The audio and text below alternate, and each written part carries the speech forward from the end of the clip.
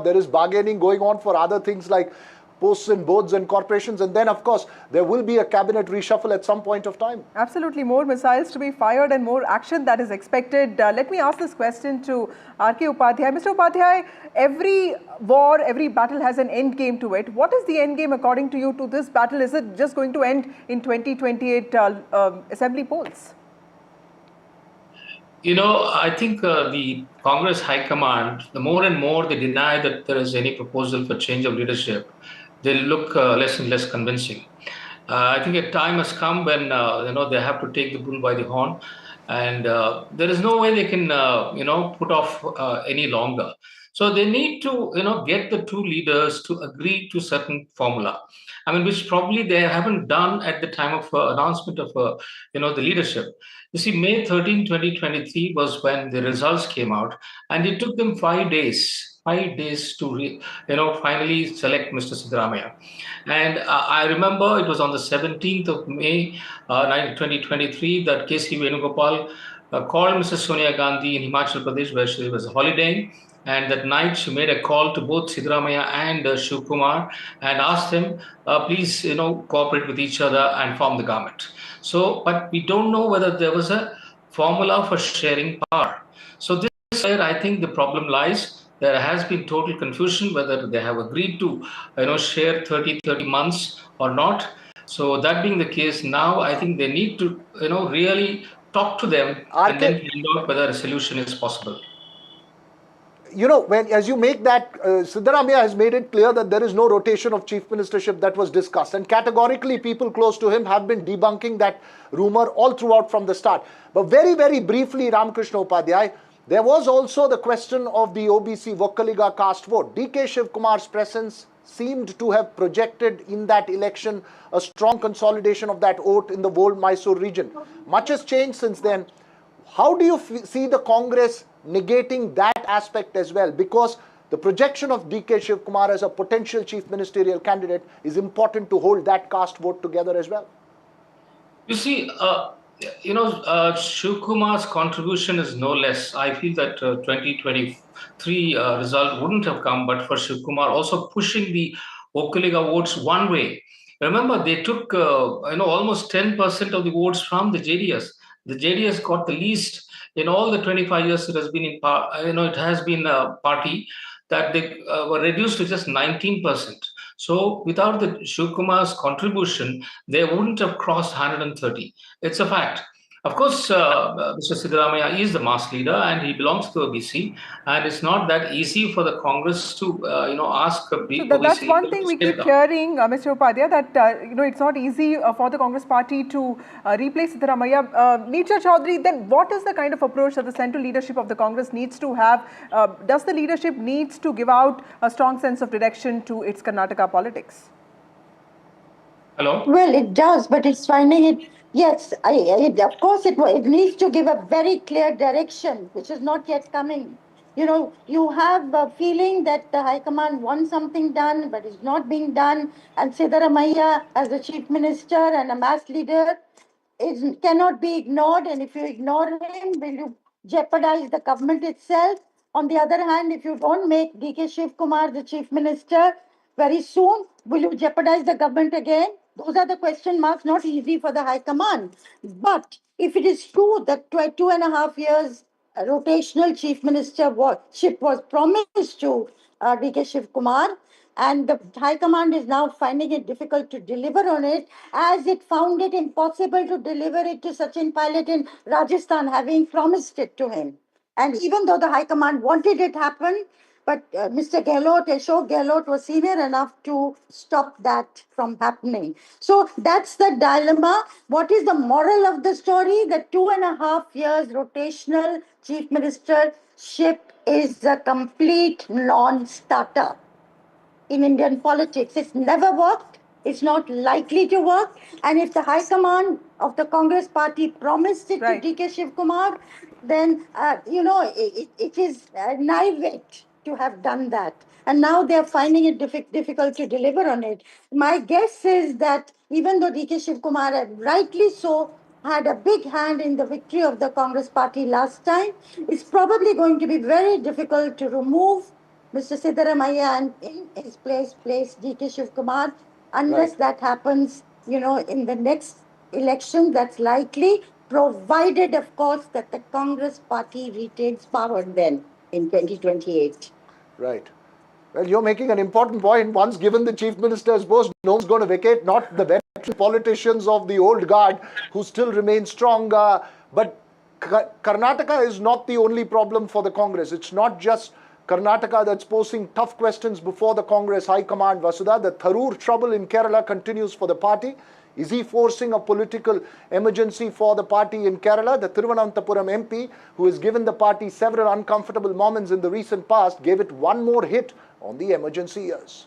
Right, that's right. From calling it a dark chapter to mentioning forced sterilization by Sanjay Gandhi, today Dr. Tharoor wrote a scathing article in a Malayalam daily. In the article published on Thursday, he reflected on the emergency, citing excesses that followed its imposition and people's verdict that eventually voted Indira Gandhi out of power. Congress MP Manikam Tagore, in a post on X, said, and I quote, "When a colleague starts repeating BJP lines, you begin to wonder, is the bird becoming a parrot?"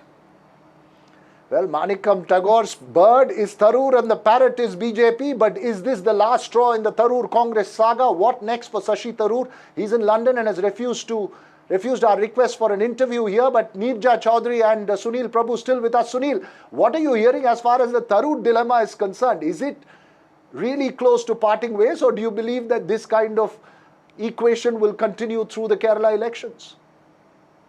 Well, it's really testing the patience of the Congress leadership. They have been upset for a long time. It's not the first. They have warned him a number of times, and this is definitely putting fuel to the fire, simply put. And how long will they tolerate it? Because they can't afford the Kerala Congress to be at this present juncture in a tight spot, because the LDF is been in power for 10 years. The United Democratic Front, of which the Congress is the main constituent, will be contesting, and they need to have their house in order. They can't be a divided house. Shashi Tharoor's remarks keep helping not only the LDF but also the BJP, which has been able to open its accounts in Kerala, in particular in the from the Lok Sabha. So it's in that backdrop we'll have to wait and see how things play out, because this is not something that the Congress High Command has been happy with, and will definitely is being tested as we speak. Important point, Sunil Prabhu. You raised the question of Kerala. Cage, right? Neerja Chaudhary, that's possibly Manikam Tagore's next question from his tweet. Right. Neerja Chaudhary, how do you look at Dr. Tharoor also putting out a survey, talking about his own popularity in Kerala? Because the recently held by-polls in Nilambur also shows that the UDF, after 10 years of LDF, seems to be in a comfortable position there. Is there a sense of desperation, at least from the side of Shashi Tharoor, or is he just upset that he did not get his due? Look, whether you're saying Shashi Tharoor is being overvalued in as far as Kerala is concerned, possibly, I don't know. His constituency is popular, and but that what happens? Suppose he has to stand as an independent from that constituency. Will the BJP candidate make way for him, and will the BJP give him tacit support in the next Lok Sabha election? Those are questions that hang out there. And how popular is he in Kerala? He's not very popular, I'm told, inside the Congress. And the Congress is pretty comfortably placed, as the by-election showed. Now, Shashi, as far as the BJP is concerned, they would like Shashi Tharoor to remain in the Congress and use him for different assignments, for whatever they want to use, as they did when he was sent in one of the delegations that went abroad to talk about Operation Sindoor, and was very effective, putting across the government's line. But as far as the Congress is concerned, he's a constant thorn in their side today, and they don't know what to do with him. If they expel him, he'll retain his Lok Sabha seat. If they suspend him, it's a little more difficult. He may have to toe the party line. So Shashi Tharoor's relationship with the Congress, I think, has now gone beyond a certain line, and there's complete breakdown of trust, and therefore he's repositioning himself, but also probably looking to find a new role for himself, which may not yet be fully clear. I doubt very much that he will join the BJP. Or the BJP would like to take him. You know, there's been a lot of buzz that he may replace S. Jaishankar as Foreign Minister of India. The BJP, if it does that, will be admitting a huge failure on its part in foreign policy. And that involves the Prime Minister also. And Shashi Tharoor is too independent. You know, they would worry about that if they were to take him inside the BJP and make him a cabinet minister. So it's also a question of image loss just ahead of an election in that state, Neerja. I think grassroots politics on the one side, but has it come to a point of no return? Well, Shashi Tharoor has handled several rifts diplomatically. Will he make an effort to reach out to the High Command? One doesn't know, but it's a complex situation there in Kerala, Vasudha, for both Tharoor and for the Congress. Thanks very much, Neerja and Sunil Prabhu. But now to a Chief Minister and his ministers on a strike, refusing to turn up for work in protest against the Lieutenant Governor of Puducherry. Chief Minister N. Rangasamy and ministers from the All India NR Congress skipped work for the third consecutive day, Vasudha, intensifying their protest. Absolutely. They have accused Lieutenant Governor Kailashanathan of overreach in administrative matters. The flashpoint include the reshuffling of IAS officers without consulting the Chief Minister and the recent appointments of Puducherry Civil Services officers. Kailashanathan has been an advisor to Prime Minister Narendra Modi when he was the Chief Minister of Delhi, considered as one of those influential bureaucrats. Right, that's right. NDTV Sam Daniel now joins us live. Sam, given that it's a coalition government in Puducherry between the BJP and the NR Congress, it is embarrassing the kind of face-off that's playing out between the governor and the chief minister.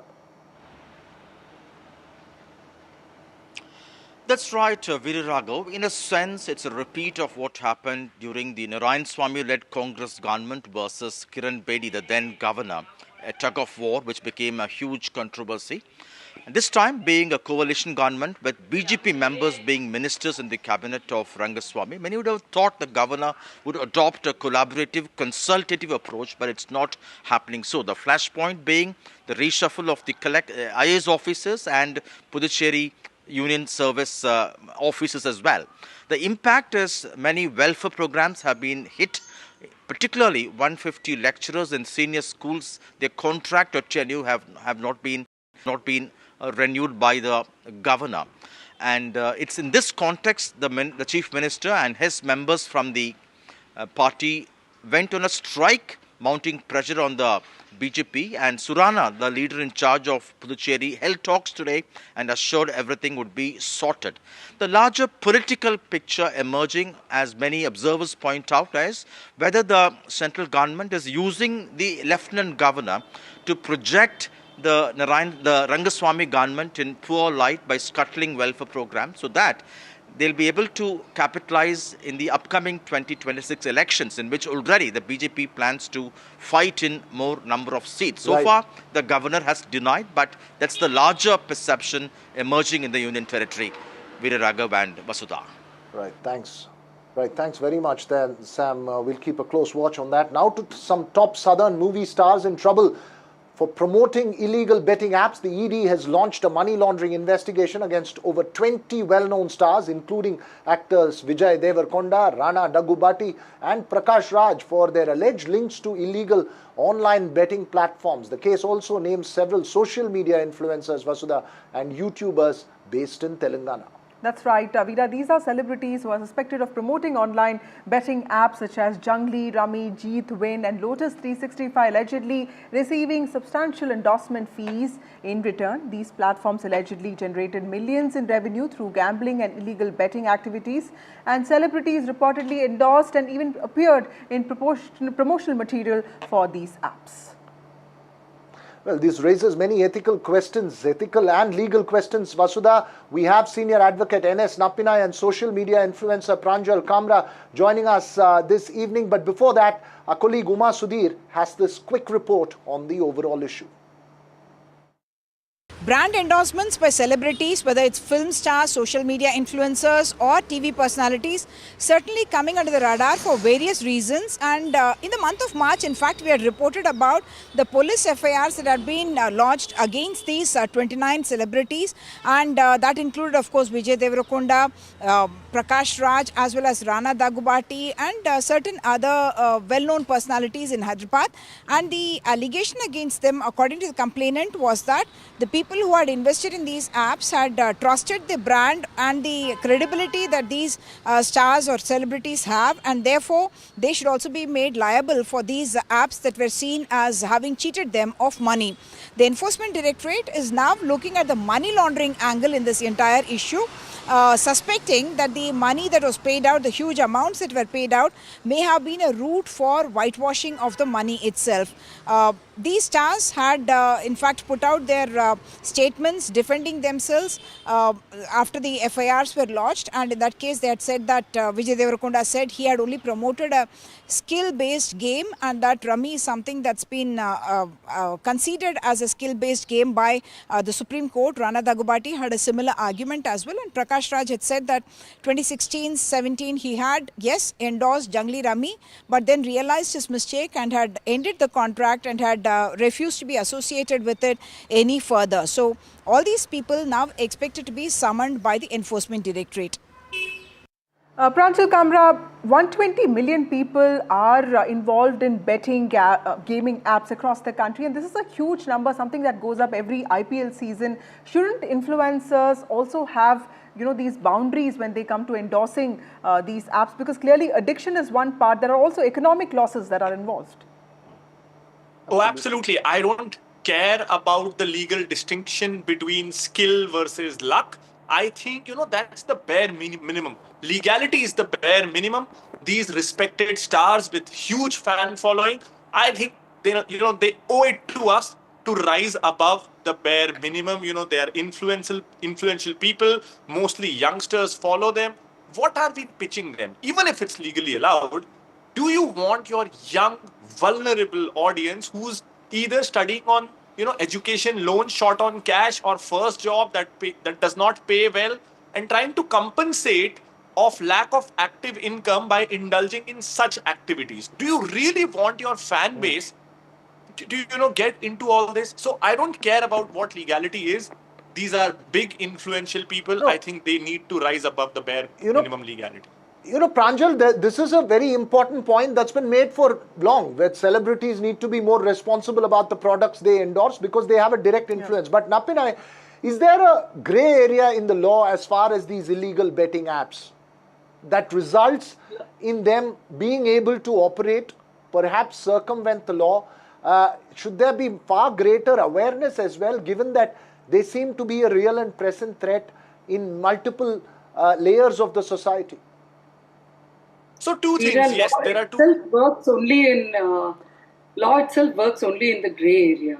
There is no such thing as black and white, though we may wear that. So when we talk about online gaming and betting and gambling, now that's where the distinction arises. And the issues here are this. Now, when laws were framed, they talked about physical betting spaces. Then state laws have been modified to include online betting spaces. But in that process, many of the state enactments have been, not the entire enactment, but certain provisions which were considered excessive have been struck down, and therefore we needed to bring in a more balanced gaming law. Right. I'm not talking about gambling, I'm talking about gaming here, right? When we are talking about gaming, the real issue, and if you look at the timelines also, you will see that spurt. After the intermediary guidelines were framed under the Information Technology Act, somehow gaming apps assumed that was some kind of a free pass for any kind of app to be developed and launched. Now, we needed a special law to deal with gaming apps and what is permissible and impermissible. The intermediary guidelines were only a stopgap arrangement. It should not become a permanent process. On the first aspect which you mentioned about celebrities and their responsibilities, the Consumer Protection Act was amended to make endorsers explicitly liable.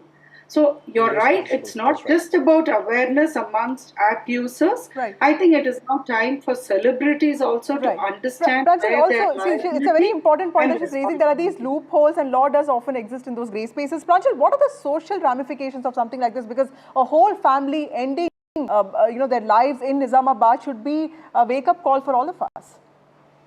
Oh, absolutely. But I'll tell you what the problem is. And there's a personal story and I was shocked at it. At the Bitcoin cryptocurrency peak 2020, 21, 22, when these crypto apps were well funded, I was constantly rebutting that I don't want to promote cryptos. And the founder of one of the crypto apps came to me and told me, fine, you don't want to promote cryptos? You come to a panel discussion, you take any amount you want, literally a blank check, and you criticize cryptos. We'll have 3 other experts who'll rebut you. And overall, we'll paint a picture that cryptos are good. So, I understand young social media influencers falling for this because, they've just tasted money. They don't have, financial backing, but experience. No, I think there's an enormous amount of money that's being pumped in as well from several business interests that's there. But as Napina was pointing out, there are strong legal safeguards if you want it to work, but there needs to be more clarity as well. But I'll have to leave this conversation right here because it's time for a very short break here on the Southern View. When we come back, the top political story, Vasudha, that's reached the Supreme Court, the one that you've tracked so closely. Absolutely, on the SIR and of course whatever the Supreme Court said, we will get you all that on the other side of this break.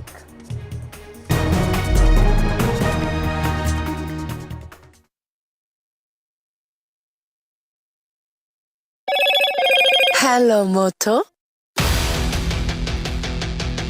Motorola,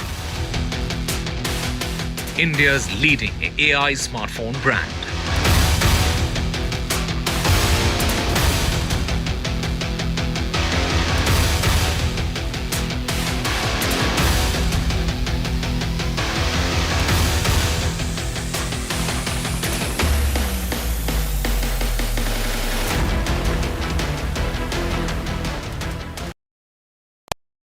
Fenesta Windows, beautiful and durable designs.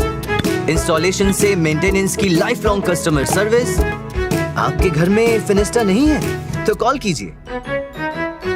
Fine, finer, Fenesta.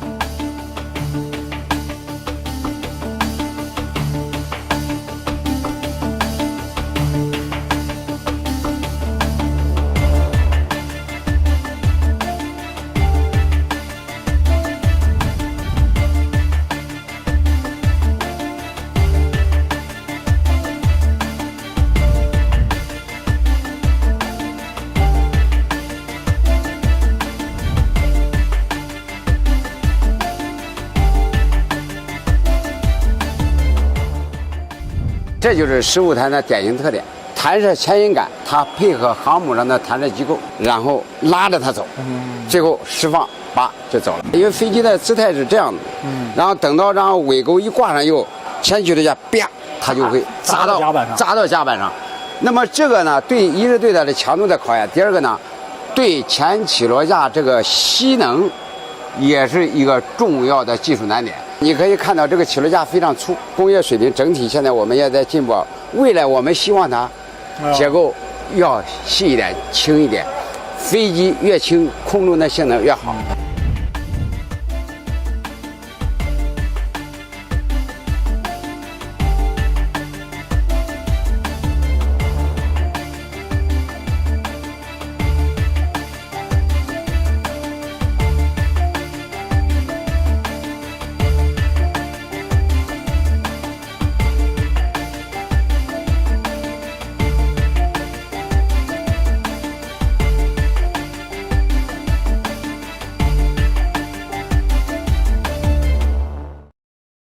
That's huge. That is a biggie. It's out there. Gold plus clear glass, पार हो या near, सब कुछ दिखे clear.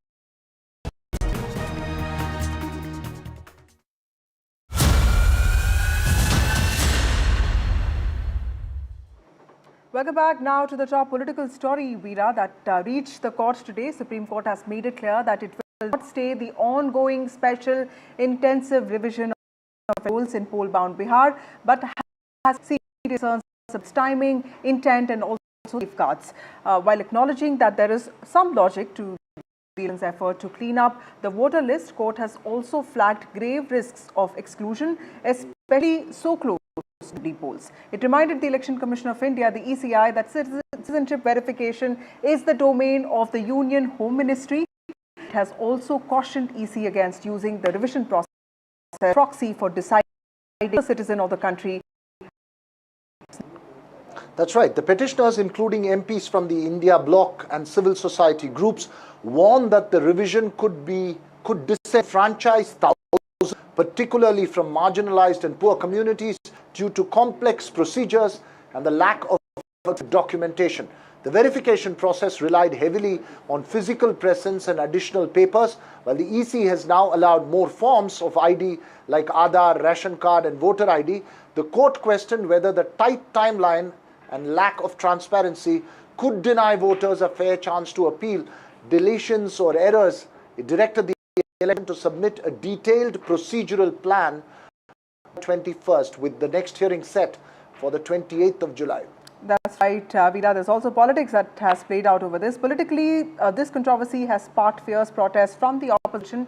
In fact, Rahul Gandhi, Congress leader, also led a march in Patna yesterday, accusing the ECI of acting under pressure to also ensure voter suppression. In fact, the BJP and ECI also maintain that the process is legal, necessary, and they have maintained that this is to clean up the rolls of duplication and also weed out those entries which are not eligible. Now, as the case returns to the court later this month, like you pointed out, the judgment could in some ways reshape the boundaries of electoral roll revisions in election years. But how will that happen? That is what we try and discuss tonight. We will get in a panel of experts, but first, some reactions. मैं समझता हूं कि सबसे पहले तो माननीय सर्वोच्च न्यायालय का शुक्रिया। हाहाकार मचा हुआ था पूरे बिहार में, जिंदगियां उथल पुथल में थी। एग्जैक्ट अगर मैं वर्ड कहूं माननीय सर्वोच्च न्यायालय का कि prima facie we believe that election commission must consider, यानी कि इलेक्शन कमीशन को स्वीकार करना चाहिए कि ये जो 3 दस्तावेज हैं, Aadhaar card, EPIC voter ID card और राशन कार्ड को उन दस्तावेजों की श्रृंखला में शामिल करना चाहिए ताकि मैक्सिमम लोग इंक्लूड किए जा सके। मैं समझता हूं करोड़ों बिहारियों की जीत है। इस प्रक्रिया को पारदर्शी बने रहना चाहिए। अप्रोच ये होना चाहिए कि ये इंक्लूजन में तब्दील हो, एक्सक्लूजन में तब्दील ना हो। विपक्ष को एक बार फिर से करारा झटका लगा। सुप्रीम कोर्ट ने स्पष्ट निर्देश दिया है कि बिहार में SIR जारी रहेगा, विशेष पुनर्निरीक्षण जारी रहेगा।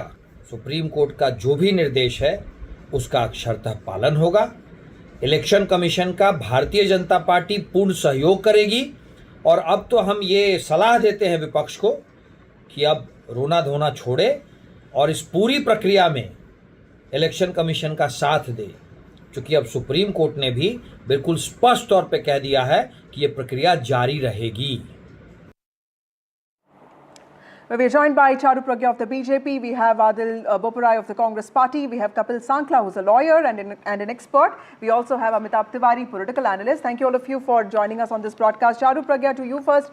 You heard what the Supreme Court said. Supreme Court has questioned ECI on the timing of SIR, saying that, this is happening during the poll season. It has in fact said that ECI has gone to the root of democracy and power to vote. It has rejected the argument that the ECI did not have the power to carry it, which is of some relief to you. But how do you see this mixed observations by the court? Clearly, a lot of safeguards have been suggested. Exclusion has been raised. Do you see this as the time for ECI to course correct? Vasudha, very good evening to you and to all our viewers.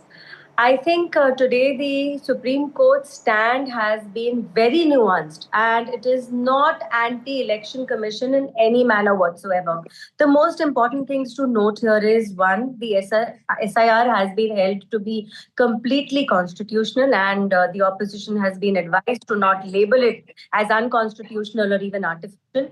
There is no stay on that. That process must continue to happen because that's what a transparent democracy is all about. And if there are issues that the Supreme Court is asking for further clarity on, that will be provided by the Election Commission. But when the question on timing is raised, I think it's a fair one, but we have precedents in our past. For example, in 2002, a similar exercise was conducted in over 20 states. A similar exercise was also conducted in 2019, just before Delhi elections in 2020. And the Election Commission is well versed with an exercise like this and it is able to carry it forward in a very clear, transparent way. So the nuances of the observations today cannot be confused with the demands of the opposition. Charu, a lot of petitioners have said that, they didn't really ask for this stay, but, your points are valid. Adil Singh Boparai, ECI is saying that 58% of the people have actually submitted the forms and almost 90% of the forms which have been printed have been distributed. Why is there so much gap between what the ECI is saying and what you're saying is the ground reality? Well, Vasudha, firstly, the ECI and the BJP are one. Let me make that point very clear. In fact, the ECI should stop wasting prime government land in central Delhi and they should perhaps lease out a floor from the BJP at their national head office. Point number one. Point number two, the Supreme Court has expressed what the country is stating in very eloquent terms. The Supreme Court has prima facie expressed that the ECI does not have the requisite infrastructure or the requisite wherewithal to conduct such an intensive exercise in a short span on the eve of the elections. This is exactly what the Congress Party and the other opposition parties have been saying ad nauseum. Point number three, the Supreme Court has also directed the Election Commission of India to consider Aadhaar, the voter ID, and the ration card as one of the documents for the purposes of this exercise. What does this mean? This is what the Congress and the RJD was stating again and again, that when you rely upon 11 documents as per the EC circular, most of those documents are made on the basis of the Aadhaar. So how can you say that we are not going to accept the Aadhaar when the documents on which you intend to rely upon are made on the basis of the Aadhaar? Point number four, my friend is confusing a summary exercise with a special intensive exercise. Let me say this with responsibility. Never before in the history of the country has an intensive exercise of this nature been done, which completely makes the voter rolls redundant. A summary revision was done in Bihar in January. Right. That summary revision continues to hold the field. Obviously, at the BJP's behest, the Election Commission of India is now carrying out an intensive exercise which will efface the earlier electoral rules. Okay, so we'll this have to take a response. Number five. ECI is saying that it's already taking Aadhaar as per page number 16 of SIR. In fact, it's also saying that EPIC number is also pre-printed in the enumeration forms. Why is there so much confusion? Because the list of 11 documents clearly don't seem to be exhaustive or adequate for a state like Bihar, which is often document scarce. Vasudha? Yeah, Charu, yeah. Thank you. So the Election Commission has a list of 11 documents, and any one of these 11 documents will suffice. The reason why the Aadhaar is being discussed so much is because Aadhaar is a proof of residency. It can also be issued to a foreign national who's residing here in India. It's not a proof of citizenship. And that difference has been made clear again and again. Now, of course, we have to wait for the next hearing at the Supreme Court, where we'll see what the Election Commission says. But I have a feeling, Vasudha, that the opposition continues to clutch at straws when elections are very close. They have moved the Supreme Court time and time again over an issue which is aligned with elections, and every single time they have fallen flat on their faces. They started with the EVMs. When that didn't gain any traction, they went on and talked about VVPATs, and they said they don't match. After that, they cast aspersions on the election commissioner himself. Then they are talking about the voter roll in Maharashtra. They're not even sure Adil, they are quoting. Come up with a new number. But Charu, the point that the opposition has raised is also the hurried exercise, the timing of the exercise and the fact that it's being done in a hurried manner. Adil, very quick response to you before I go to Kapil and Amitabh Tiwari. Veera, the BJP is not able to understand something very elementary. It can be nobody's case that somebody who's not a citizen of India should be allowed to vote. That is not our case. We have no problem with that proposition. The difficulty is, does the ECI and the Bihar administration, in a short span of 3 to 6 weeks, have the requisite infrastructure to actually screen 9 crore people? And in a state where the ground reality is not hidden, there are people from very poor strata. There are people who don't have these documents. A startling number which NDTV viewers must know. Only 3%, as per the government survey. No, re-verification only is already 3% of people. 3% of the voters. Please don't speak over me. One minute. Let Adil finish, and I just need to go across to Kapil as well. Only 3% of people have passports in Bihar. And you're making the passport as one of the primary documents for the purposes of voting. Veera, not a single citizen should be left out. Okay, if an eligible citizen is left out of the right to vote, Kapil, there are multiple arguments here. One is political, the other is a question of trust, and then there is a legal point as well. How do we reconcile the situation right now? Where do you see this going? Well, that is exactly what the Honorable Supreme Court has tried to do, is to reconcile the differences between two viewpoints. And as much as I would like to say that both the persons are correct, but there is also what the law is. One, the Honorable Supreme Court has stated that if you believe that Aadhaar is not the correct document for a person's identity, you show us the reason. We are not asking you to include or not include somebody's name. Secondly, as far as the second issue is concerned, that SIR has never been done before, that is correct. This is a special intensive revision, never been done, but the Representative People Act fundamentally gives the power to ECI to either conduct an intensive revision or to conduct something called the summary revision. Summary revision has been done before.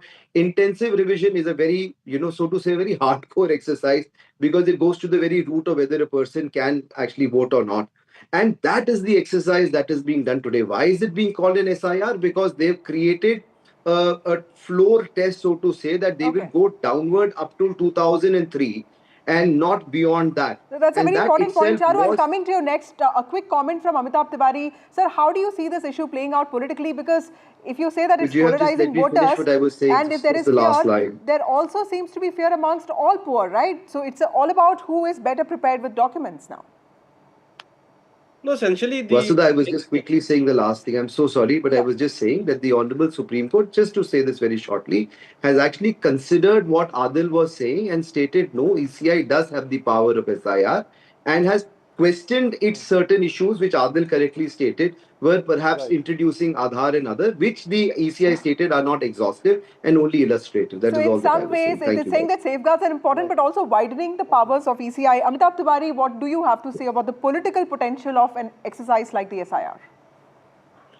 No, see, essentially both the parties today have something to cheer about, and the last word on this has not yet been heard, correct? Because the court is going to rehear the matter on July 28th. The legality of it was, I would say, never in question. more about the timing and the list of documents which are being asked to prove that you are a citizen of India. Right. Now, court has inserted a new twist to this, is that the Election Commission of India cannot decide on the citizenship of a person. So if the objective of the exercise is to weed out illegal voters, then perhaps the Election Commission cannot do it. So it's a circular reference which we have gone into, because today you can get your election card made just on the basis of Aadhaar. You just need an Aadhaar. You don't need any citizenship proof to get a voter ID made. You just need to declare that I am a citizen of India. Correct? Right. So what happened is that this case is likely to have significant implications, because the objective of, or the eligibility is that a person has to be citizen of India, 18 years of age, and reside in that constituency to be a voter. But when voter ID cards are made, nobody is asking for a citizenship. Right. Closing remarks, The Election Commission of India cannot decide on citizenship. Right. Charu, you wanted to say something. Yes, I wanted to point out that in the past we have seen, especially if I can use the example of West Bengal, and this example has been upheld by the court also when challenged by the opposition. Around 16 lakh voters were flagged and they were found to be either duplicate, fake, or existing ID cards of people who already deceased. That is something that we have to be careful about. My second example is that during Operation Sindoor, it was found that there were so many people living in India who were citizens of Pakistan who have even voted in Indian elections. If the Supreme Court is cleaning out the process, we have to give 20 it seconds due to Adil respect. for his closing remarks. Please let's remember. Veera, WhatsApp information cannot be the basis of carrying out such a mammoth exercise. Number two, your viewers need to understand. Your viewers need to understand that the Election Commission of India is not authorized to determine citizenship of individuals. That is the work of the MHA. Don't delegate it to your associates or your extensions in the BJP. And number three, the EC doesn't have the infrastructure. Do you expect a Tehsildar to go to 3 crore houses in a constituency and determine this? It'll ultimately be the Supreme Court's last word. Absolutely, Yes. Veera, and we will hear from the Supreme Court very soon, is what we understand. Political analyst Yogendra Yadav also joins us, but before that, thank you all of you for joining us on this broadcast. Thank you, Mr. Yadav, for your time, for speaking to NDTV. Mr. Yadav, you are one of the petitioners before the Supreme Court. The top court did not stay the exercise, but has asked some important questions, and the timing of it, and also the inclusion of Aadhaar, etc. I know that you did not push for the stay, but the process is going to go on. Do you see this as a setback? How do you look at this? What has happened today is the first substantial victory for those of us who saw this as a possible disenfranchisement of the voters. In the course of hearing, mind you, it was 4 hours of hearing. The court obviously took it very seriously, set all other business aside and gave time to it, which recognized the fact that these concerns that we had expressed, and more than me, organizations like ADR, POCL, and many political parties had expressed, this was a serious concern. Number two, the court asked questions to the Election Commission, very hard questions, and I'm sure your legal reporter would have told you what happened in the court today. The court asked searching questions to the Election Commission for which they had no response. Justice Dhulia clearly said, don't go into the Citizenship Election Commission. This is not your business. This is the business of the Ministry of the Government, not your business. Justice Bhagat absolutely made it clear that if you take out even one person from the voters list, you have to go through established procedure, which is long. Both of them wondered how this procedure could have been accomplished in a year's time, in the time of a few months. Justice Bachi repeatedly said, you want to improve voters list, lovely, but why are you connecting it to the Bihar election? The Election Commission had no answer to these questions. The Election Commission only harped on the fact that, look, our list is indicative, it is not exhaustive. A very funny argument, that this wording that they have used in the order itself, the Election Commission. But they had only this. And both the judges said, if you have Aadhaar listed in the Election Commission's own rules, how can you not recognize Aadhaar? How can you not accept your own Epic card? How do you not accept ration card? While you point that out, sir, the fact that the court observed that the ECI is within its rules to carry out the revision, while questioning the timing as well, do you think that widens the EC's powers in a sense? No one had questioned the Election Commission of India's power to frame the electoral rolls.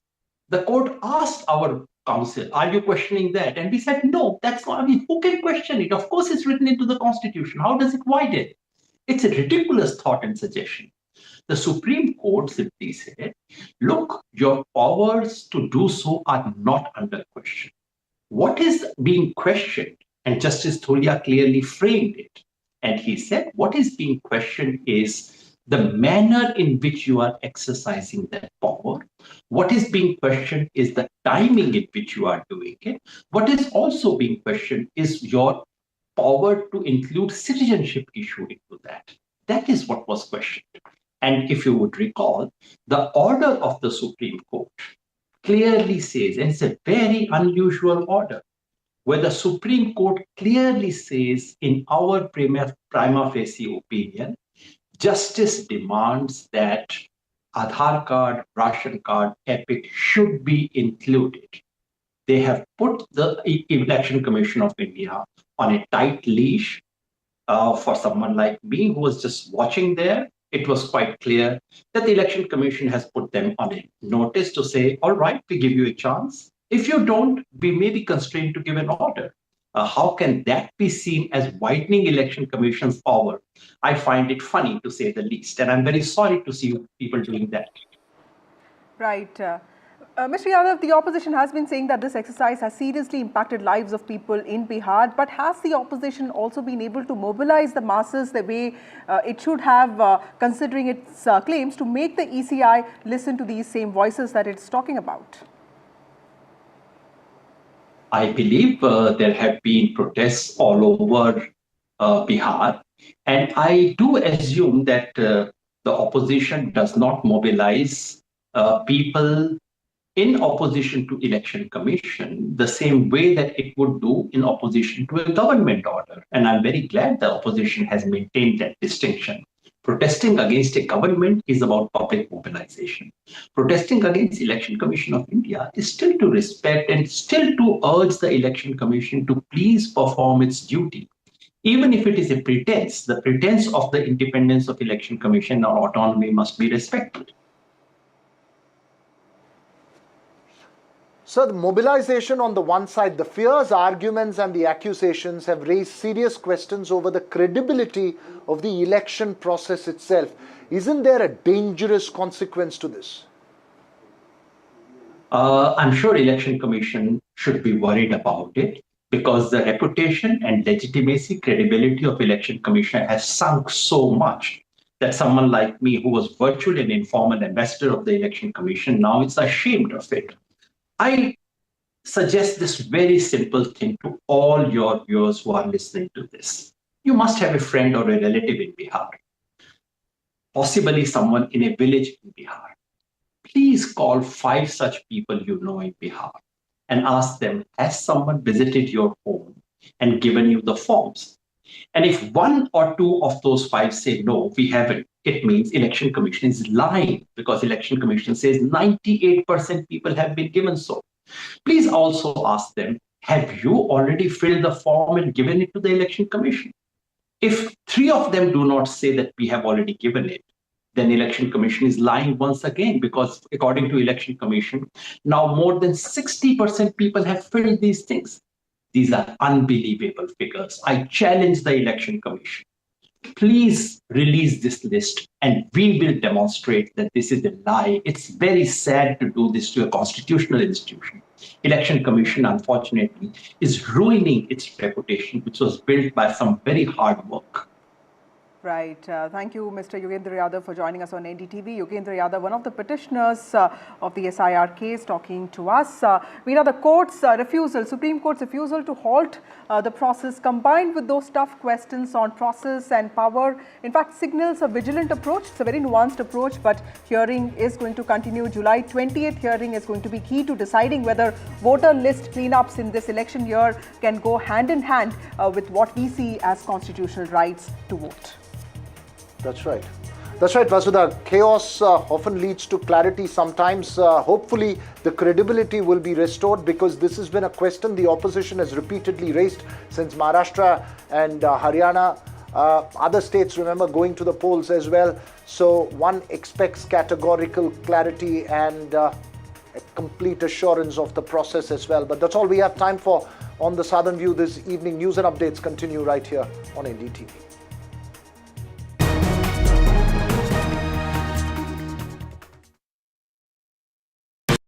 तू ही तो है जिसकी सच्चाई वाली clarity की वजह से मैं आज यहाँ हूँ। गोल्ड प्लस सिल्वॉक्सी मिरर्स, ऐसी क्लैरिटी कि आपको सिर्फ सच नजर आए, चाहे कितने भी साल बीत जाएं।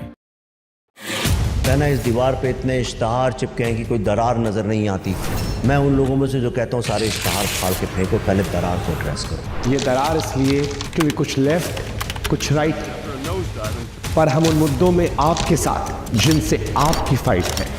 डिजिटल से देश समझा, अब टीवी पर समाधान लाना है। आइए मेरे साथ खबरों की कचहरी में सिर्फ एनडीटीवी पर। Finesta windows, beautiful and durable designs, installation से मेंटेनेंस की लाइफ लॉन्ग कस्टमर सर्विस। आपके घर में फिनिस्टा नहीं है तो कॉल कीजिए। फाइनर फिनिस्टा।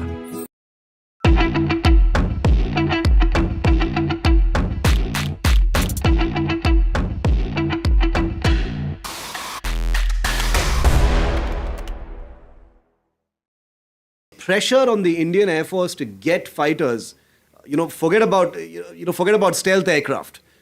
The Indian government has made it clear that we're going to bet on the AMCA, which is India's own fighter.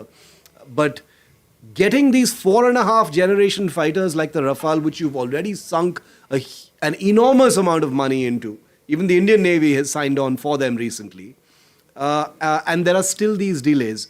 But with this announcement, Vishnu, and that's my next question now, I'm wondering whether this means that things are much clearer as far as the MRFA, or we still can't jump the gun on that. I know as far as Indian procurement is concerned, nothing is over until it's over, right?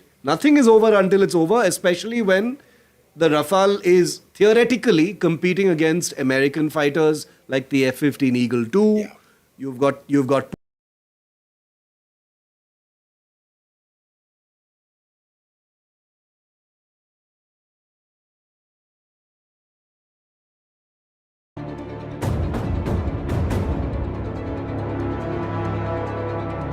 India Matters with Shivakumar, only on NDTV 24/7. जनता के पास सवाल ही सवाल है। जवाब ढूंढने को वो देखती है न्यूज़, और देखती है यहाँ तो सवालों का मायाजाल है। ऊपर से ये अलग फाइट है, कोई पूरा लेफ्ट तो कोई पूरा राइट है। बीच में मुद्दे के साथ कौन है, जनता को जवाब चाहिए। इसीलिए सवालों की परेड नहीं, मैं लाऊंगा खबरों की कचहरी। मैं शुभांकर मिश्रा, मेरे साथ देखिए कचहरी रात 8 बजे सिर्फ एनडीटीवी इंडिया पर।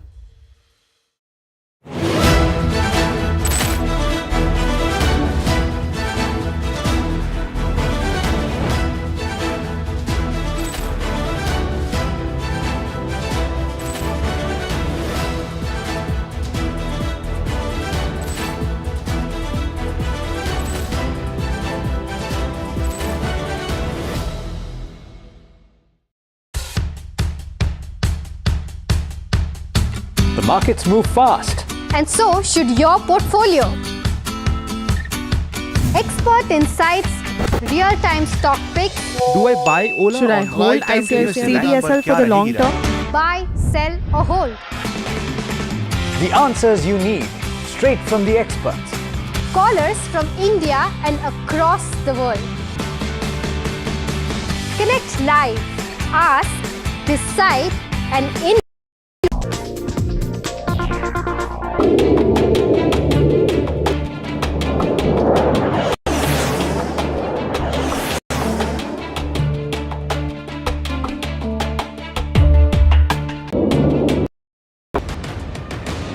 किसने हक दिया आपको हाथ उठाने का? अगर फिर से इसकी गलती करेगा तो मैं छोड़ूंगा नहीं। सर आप लाइव हैं एनडीटीवी पर। मैं सही बात कर रहा हूं तो आपकी जो आवाज है, आप मेरी आवाज ब्रेक मत कीजिए, मेरा पूरा सबने सुन लीजिए, देखा है, सबने वरना सुना मैं है। तुम्हारी बात नहीं करूंगा। ये क्या पद्धति है? ये बात करते हैं तो मैं नहीं करूंगा बात इनसे। गायकवाड़ साहब ऐसे मत कीजिए। लोग देख रहे हैं तो कर रहा है, लोग देख रहे हैं तो कर रहा है। He wants to throw punches, he wants to throw slaps, but he can't take normal questions. Are you even surprised, honestly, this coward MLA Indena simply fled from my interview? But what you saw was only an appetizer. I'm going to show you the whole thing in just a few minutes from now, right here on India Matters, and you do not want to miss it, because after putting the spotlight on this thug MLA, after he slapped a canteen boy, he decided to sit with me for a live interview here on NDTV. Well, clearly, he didn't know what he was getting into, and you'll see why right here. A big lead story, and this one comes from Kapil Sharma's newly opened cafe in Surrey in Canada, which has just seen a big attack by Khalistani terrorists. That's right, a terror attack on a cafe recently opened by one of India's biggest stars in the comic scene and in showbiz, Kapil Sharma himself. Khalistani bullets you can see being fired live at Kapil's cafe. It's called Caps Cafe. Earlier, remember, there have been attacks on people like Gippy Grewal and AP Dillon, celebrities being targeted in the crosshairs of Khalistani terrorists abroad appears to be something very, very real. I want to play out some of these images for you first, and then we will go to our reporter. This is called Caps Cafe, opened recently by Kapil Sharma in Surrey in Canada. Harjeet Ladi, who is a Khalistani terrorist, has claimed credit for this particular attack, and we'll get into those details in just a moment. But first, just watch this video.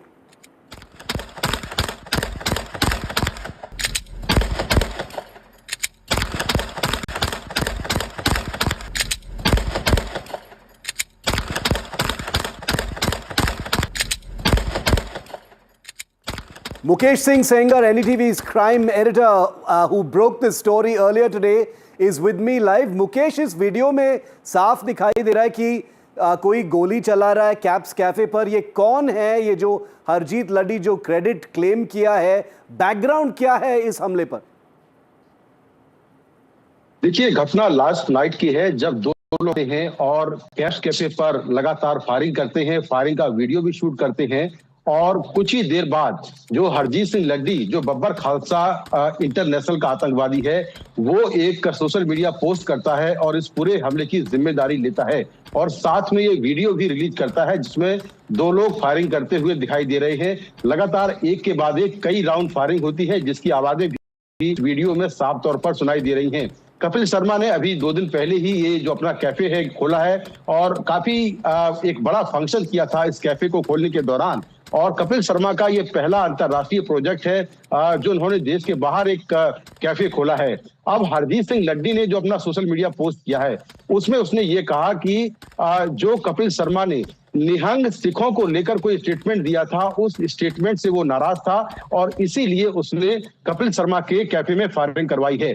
Harjeet Singh Laddi Babbar Khalsa international का एक बड़ा आतंकवादी है जो कि लंबे समय से कनाडा में और वहां पर बैठकर लगातार भारत विरोधी गतिविधियों को अंजाम दे रहा है. वो पाकिस्तान में खालिस्तानी आतंकवादी हरविंदर सिंह रिंदा के साथ मिलकर लगातार पंजाब और देश के दूसरे राज्यों में आतंकवादी गतिविधियों को अंजाम देता आया है.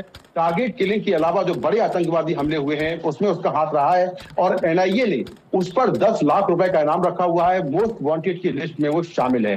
जी मुकेश, 2 छोटे क्लैरिफिकेशंस. कपिल शर्मा इस वक्त कहां पर हैं और ये जो हमला हुआ है हरजीत सिंह लडी के गनमैन से, क्या ये बस एक डराने के लिए एक एक्शन था या जेन्युइनली कुछ असैसिनेशन टाइप का कंस्पिरेसी है? देखिए, कपिल शर्मा भी कहाँ हैं ये साफ नहीं हो सका है। कपिल शर्मा की तरफ से कोई स्टेटमेंट भी अभी तक नहीं आया है। क्या उन्होंने पुलिस में कोई कंप्लेंट किया है, इसको लेकर कोई जानकारी नहीं है। लेकिन कनाडा पुलिस इस पूरे मामले की जांच कर रही है।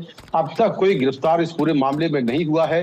और ये भी हम जानते हैं कि कनाडा में किस तरह से जो खालिस्तानी टेररिस्ट हैं उन पर सरकार का हाथ रहा है, खुलेआम वो फायरिंग करते हैं। तो ये एक वैसा ही मामला है। अभी तक की जो जांच हुई है उसके मुताबिक ये जो फायरिंग हुई है ये केवल डराने के मकसद से हुई है, क्योंकि जहां पर फायरिंग हो रही है सामने कोई खड़ा नहीं है, केवल कपिल शर्मा का जो कैफे है उसके ऊपर फायरिंग की जा रही है। तो एक तरह से डराने और धमकाने के मकसद से फायरिंग हुई है। और हरजीत सिंह लड्डी ने अपने स्टेटमेंट में कहा है कि कपिल शर्मा ने निहंग सिखों को लेकर जो स्टेटमेंट दिया था उसको लेकर उनके अंदर नाराजगी है। जी Mukesh Sengar, thank you very much. Dhanyavad un details ke liye Mukesh, and he will continue to track that story. No statement out just yet from Kapil Sharma or his team, but Caps Cafe was opened only very recently in Surrey in Canada. It's owned by Kapil Sharma, and I want to put the sound up on that video once again to show you how real that video is. It's a video obviously taken by the terrorists themselves. Harjeet Laddi's terror group has taken credit for it, and they've posted this video out. And the only reason we're showing it to you now is it's become the subject matter of an investigation. Just listen to this video.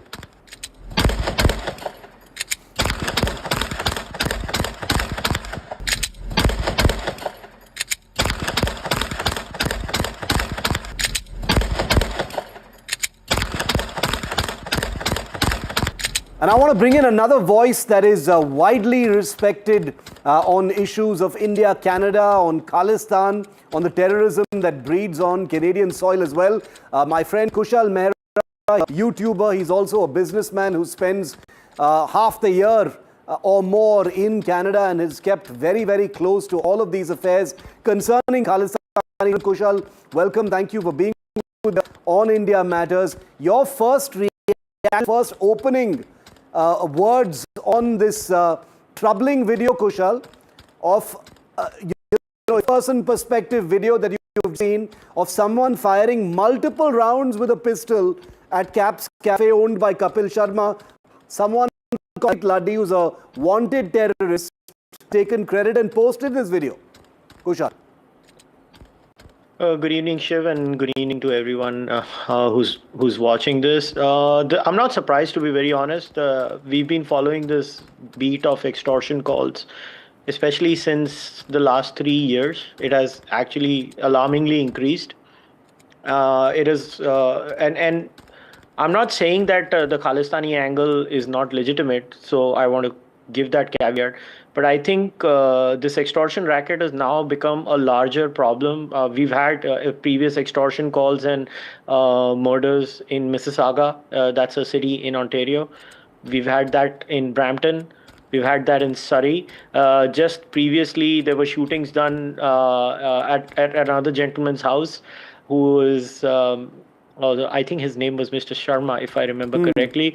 And this is in the line of multiple extortion calls that have been happening. Peel Police, this would be the police of one of the areas in Ontario, has had major breakthroughs in this, but it's very slow.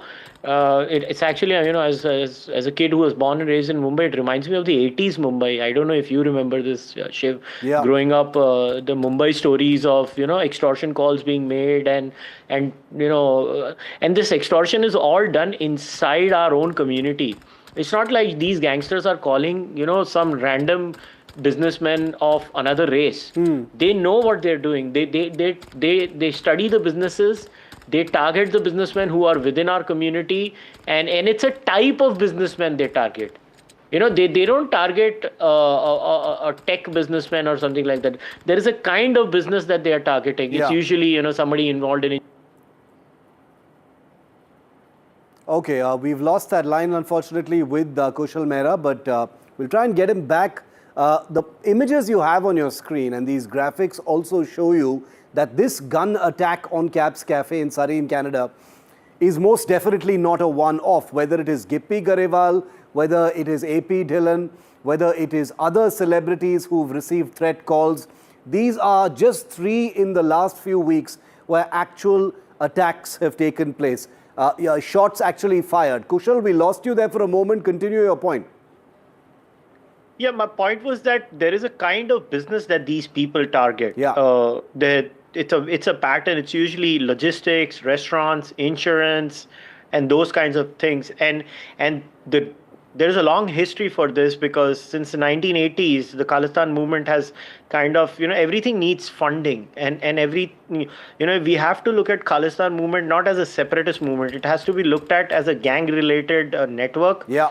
Which is involved in human trafficking, drug smuggling, and these things need certain types of businesses. Correct. To flush the money and rotate the black money, convert it into white money, and unfortunately a lot of people, innocent people, are getting caught in the crossfire of this. And my biggest problem is that the Canadian authorities and the authorities in India are not doing enough to nab this, because this is not going to affect even under Kushal, even under the new Prime Minister, post Trudeau, nothing happening still?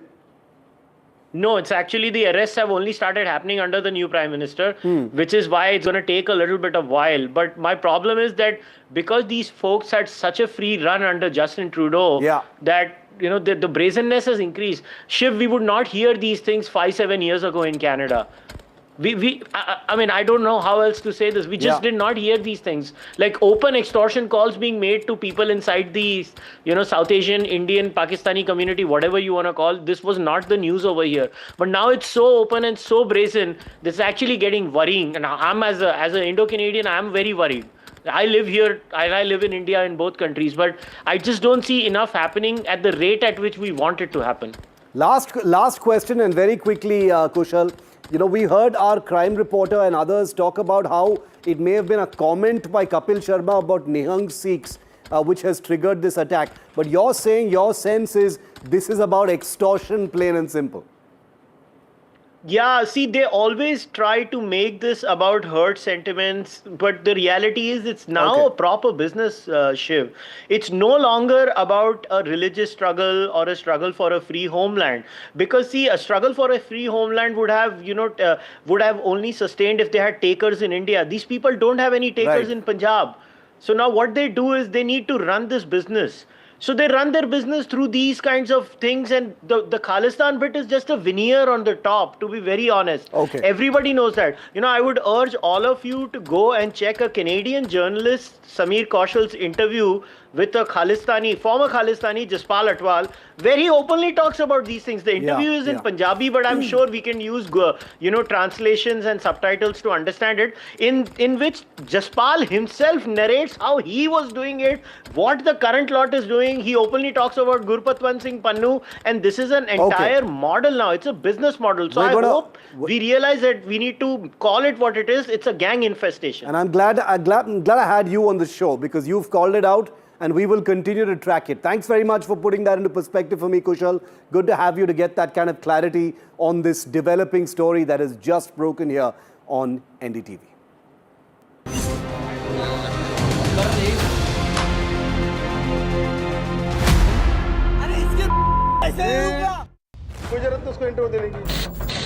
Gaekwad साहब ऐसे मत कीजिए. लोग देख रहे तो कर रहा है. लोग देख रहे तो कर रहा है. किसने हक दिया आपको हाथ उठाने का? अगर फिर से कोई ऐसी गलती करेगा तो मैं छोड़ूंगा नहीं. सर, आप लाइव हैं एनडीटीवी पर. मैं सही बात कर रहा हूं तो आपकी जो आवाज है, आप मेरी आवाज ब्रेक मत कीजिए. मेरा पूरा सबने देखा है, सबने सुना है. मैं तुम्हारी बात नहीं करूंगा. ये क्या पद्धति है? ये बात करते हैं तो मैं नहीं करूंगा बात इनसे. गायकवाड़ साहब ऐसे मत कीजिए. लोग देख रहे तो कर रहा है. लोग देख रहे तो कर रहा है. He wants to throw punches, he wants to throw slaps, but he can't take normal questions. It took one slap and one punch of a rowdy MLA who has still not been acted against by his party or his government in Maharashtra. It happens to be the ruling party there. But he decided that he would take my questions. So after a lot of convincing, we got MLA Sanjay Gaikwad to take my questions right here on NDTV. It's already gone viral. People are already talking about it everywhere. I personally didn't think he'd face my questions at all. I thought maybe he'd show some remorse. But you've just seen a very small part of the whole thing. So here it is.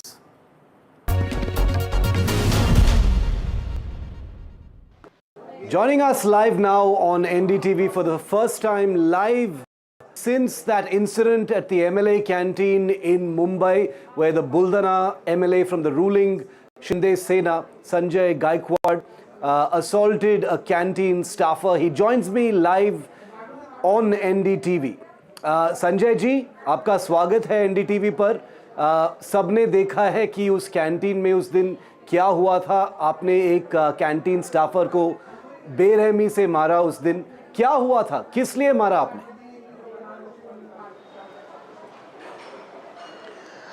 देखिए, मैं 19 से यहाँ मुंबई में आता हूँ और यही canteen में खाना खाता हूँ जो गवर्नमेंट की है, और पिछले 5.5 साल से मैं MLA होने के बाद में यही खाना खाता हूँ।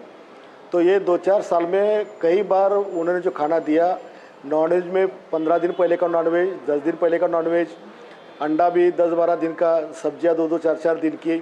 तो कई विधायकों के PA ने यहाँ करीबन सालाना 1.5 लाख लोग खाना खाते। उनमें से लाखों लोगों ने इनकी कंप्लेंट की कि इनका खाना ठीक होता नहीं है, इनका बर्ताव लोगों से अच्छा नहीं है, यहाँ पर ट्रीटमेंट लोगों को अच्छी मिलती नहीं है।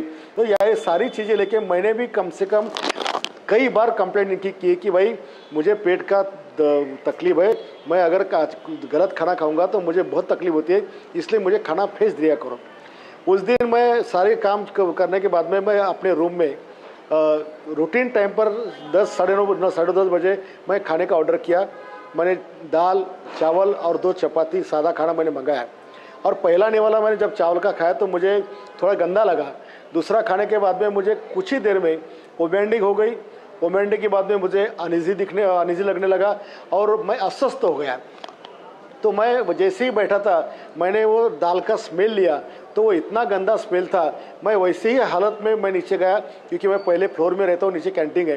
तो मैं वहाँ जाके काउंटर पे जो था, मैंने उसको पूछा कि भाई ये खाना किसने परसा है। तो उसने उनको आवाज़ दिया। फिर मैंने वो जो वेटर था उसको पूछा, भाई ये खाना तो कैसे, किसने किया। तो उन्होंने बताया कि मैनेजर साहब ने। मैंने मैनेजर को बुलाया। आप जो बता रहे थे कि कर्मचारी को मारपीट की, कर्मचारी को मारपीट नहीं किए। मैंने मैनेजर को पूछा और वो स्मेल उनको दिखाया। स्मेल दिखाने के बाद में मैनेजर ने कहा कि ये बहुत गंदा है। उसके बाद में मैंने उनके 6 कर्मचारी को दिखाया कि इसका स्मेल लीजिए। यहाँ तक वहाँ जो बैठे हुए आम लोग थे जो खाना खा रहे थे, मैंने उनको बताया भाई इसका स्मेल लेके देखिए कि ये खाना है या क्या है। वो निष्कृष्ट दर्जे का खाना नहीं था, वो खाना सड़ा पड़ा खाना था। अब एक बात बताइए कि अगर कई कंप्लेंट करने के बाद में आप एक आमदार MLA के ज़िंदगी से आप खेलना चाहते हैं, उसे मारना चाहते हैं, तो मैंने क्या करना चाहिए। और मैंने जो मारपीट की वो उसको जान लेने के हिसाब से मारपीट नहीं की, या उसको मैंने पूरी पावर से उसके ऊपर अटैक नहीं किया है। मैंने केवल उसको समझ मिलना चाहिए, उसको ताकीद मिलना चाहिए, ये हिसाब से अटैक किया और उसका परिणाम ऐसा था। गायकवाड़ जी, आपने अपना पक्ष रखा है। एक सेकंड, आपने अपना पक्ष रखा है। आपने बताया कि आपके हिसाब से क्या हुआ था, आपने रैशनलाइज किया, आपने एक्सप्लेन किया कि आप गुस्से में क्यों थे। लेकिन आप एक विधायक हैं, आप एक MLA हैं महाराष्ट्र के। किसने हक दिया आपको हाथ उठाने का? आप गुस्से में हो सकते हैं, लेकिन आपको किसने दिया to take the law into your hands? देखो, ये बात है कि सबसे पहले मेरा रास्ता गलत था, ये मैं मानता हूँ, लेकिन मेरी मंजिल सही थी। अगर एक MLA 200 कंप्लेंट करता है, फिर भी अधिकारी काम उसके ऊपर कार्रवाई करते नहीं है, फिर भी और जैसे ही मैंने मेरा अवतार वहाँ पर दिखाया तो दूसरे सुनो मेरी बात, सुनो मेरी बात, आप मेरा पूरा सुनिए। तो अगर कोई आमदार की जान से खेलेगा तो मुझे मेरी जान की रक्षा करने का पूरा अधिकार है। नहीं, और जैसे मैंने वो अटैक किया, आप पुलिस के पास जा सकते हो गायकवाड़ जी। कैंटीन सील हो गई। और दूसरी बात, एक सेकंड, वो सील हो गई है। वो तो देखो, ये पुलिस का काम नहीं है सर, ये पुलिस का काम नहीं है सर। आपने जब ये वीडियो वायरल हो चुकी थी, ये काम पुलिस का नहीं है सर। आप देख सकते हो कि आपका शक्ति क्या है। जब ये वीडियो वायरल हो चुकी थी, पहले जो कदम था सरकार का वो था इस कैंटीन को सील करने का। तो वो है आपकी शक्ति। अगर आप एक कंप्लेंट कर देते तो यही सेम कदम उठाते सरकार। मेरा दूसरा सवाल गायकवाड़ जी ये है कि आप सुन नहीं रहे। आप नहीं, एक सेकंड। इस घटना के बाद एनडीटीवी ने आपसे पूछा कि या क्या आप फिर से ये करेंगे, क्या आप माफ़ी मांगेंगे? आपने बोला कि आप ब्लैक बेल्ट हो, आप जुजित्सु करते हो, रेसलिंग करते हो, बॉक्सिंग करते हो, और अगर ऐसे सिचुएशन फिर से आता है आप फिर से करेंगे, ये सेना स्टाइल है। क्या ये सही था ये सब बोलने के लिए? आज आप बोल रहे हैं कि ये गलत काम था जो आपने किया, लेकिन उस दिन आप कह रहे थे कि मैं फिर से करूंगा। आप दोनों सवाल के जवाब मैं आपको देता हूं।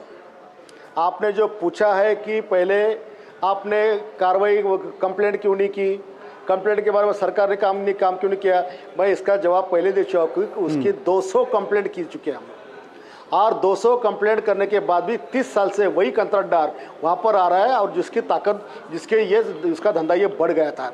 ये मेरा सबसे पहला सवाल है। अगर सरकार कार्रवाई करती या वो अधिकारी कार्रवाई करते तो मुझे ये कायदा हाथ में लेके क्या जरूरत थी? मुझे कोई ज़रूरत नहीं थी। और आप जो बता रहे हैं कि मैंने जिस तरह का मेरा प्रशिक्षण हुआ है, तो वो आज का विषय नहीं है, वो 30 साल पहले का विषय है जो मैं आप सुन रही है। और ये बात पे भी मैं पूरी तरह से ठाम हूँ कि अगर फिर से कोई ऐसी गलती करेगा तो मैं छोड़ूंगा नहीं। इतने सारे घटनाएं हैं गायकवाड़ जी, आपके कॉन्स्टिट्यूएंसी में भी शायद होंगे, बहुत सारा नाइंसाफ़ी होती है लोगों के साथ। क्या आप लैंड माफिया के खिलाफ ऐसे कर सकते हैं? क्या आप बैंक मैनेजर को जाके ऐसे मार सकते हैं? क्या कोई ताकतवर आदमी को जाके आप मार सकते हैं? क्या आपके पास वो शक्ति है? Do you have the guts कि कोई पावरफुल आदमी को जाके आप मार सकते हो ऐसे? आपने एक कैंटीन में एक मैनेजर को मारा है। जो सवाल आपने किए, सुनो मेरी बात। पहला सवाल कि मैनेजर को मारा है ये आपको दिख रहा है, लेकिन वो मैनेजर 1 साल में 1 लाख लोगों के जान से खेल रहा है, वो आपको दिखता नहीं क्या? सर जो भी है, आप 1 लाख लोगों की जिंदगी से खेल रहा है, उनके आरोग्य से खेल रहा है। सर आप एक गुंडे जैसे बिहेव कर रहे हो। सुनो मेरी, आप तो एक विधायक हो, आपका आप एक विधायक हो, आप गुंडे नहीं हो सर। सर आप गुंडे नहीं हो, आप एक विधायक हो, आप एक इलेक्टेड रिप्रेजेंटेटिव हो, आप एक रोल मॉडल हो, आप एक पॉलिटिशियन है, आप पब्लिक लाइफ में हैं। प्रयास मत कीजिए, आप पब्लिक लाइफ में हैं, आपके वोटर्स हैं सर। मेरी जिम्मेदारी मुझे पता है। क्या ये ठीक है जो आपने किया? मैं सुन रहा हूं सर, आप लाइव करें ना। मैं सिटीजन्स के बिहाफ से आपको क्वेश्चन कर रहा हूं आज। बताइए। नहीं मैं बात करूंगा नहीं, आप बताइए मेरी बात। सुन रहा हूं। मैंने जो पहले जवाब दिया है वो आप मेरी आवाज जनता तक क्यों नहीं पहुंचाते? आप बीच में क्यों टोक रहे हैं मुझे? सर आप लाइव हैं एनडीटीवी पर। जब मैं सही बात कर रहा हूं तो आपकी जो आवाज है, आप मेरी आवाज ब्रेक मत कीजिए, मेरा पूरा सुनिए। देखा है, सबने सुना है। मैं तुम्हारी बात नहीं करूंगा। बोलिए सर, हम सुन रहे हैं। हम देखो, आप लेकिन तरह से लेके सवाल का जवाब दीजिए। आप बीच में मत बोलिए। जी बोलिए। मैं सवाल का ही जवाब दे रहा हूं कि एक आदमी को मारपीट हो रही है तो आपको दिख रहा है, लेकिन वो आदमी मेरे महाराष्ट्र के 1 लाख लोगों की जिंदगी से खेल रहा है, आमदारों की जिंदगी से खेल रहा है। 50 आमदार यहाँ रहते हैं, वो दिखता नहीं आपको? किसी ने आपको सपोर्ट नहीं किया? नहीं है, किसी ने आपको सपोर्ट नहीं किया। वो तो मेरी जान ले रहा था सर। हम आपके कंस्टिट्यूएंसी में गए हैं, कोई भी आपके जो वोटर्स हैं वो भी आपको क्रिटिसाइज कर रहे हैं। सपोर्ट की जरूरत नहीं है, आप बिल्कुल अकेले हैं। आज एकनाथ शिंदे भी आपको क्रिटिसाइज किया है, चीफ मिनिस्टर ने भी आपको क्रिटिसाइज किया है। आपने कोई दादा बड़े इस पे हाथ लगाया क्या? ये क्या पद्धति? ये बात करते हैं तो मैं नहीं करूंगा बात इनसे। आप बोलने देता नहीं है। आप अपने पार्टी के अध्यक्ष जो हैं सर, कोई जरूरत नहीं उसको इंटरव्यू देने की। गायकवाड़ साहब ऐसे मत कीजिए। लोग देख रहे तो कर रहा है। गायकवाड़ साहब, आपके जो पार्टी के अध्यक्ष हैं एकनाथ शिंदे, जो डेप्यूटी चीफ मिनिस्टर है महाराष्ट्र के, उन्होंने भी आपको क्रिटिसाइज किया है। उन्होंने भी बोला है, okay, Sanjay Gaikwad is running away from NDTV's questions after behaving like a goonda and a goon. He is walking away from NDTV's questions. Let's keep those pictures on our screen. There you can see he's walked off, torn off NDTV's mic and just walked off because he can't take a few questions. Have I raised my voice? I've not raised my voice. Asking him normal questions the way NDTV always does. But that is the true worth of this Shinde Sena MLA Sanjay Gaikwad of Buldana. He wants to say his words, he wants to throw punches, he wants to throw slaps, but he can't take normal questions. That is the reality of it.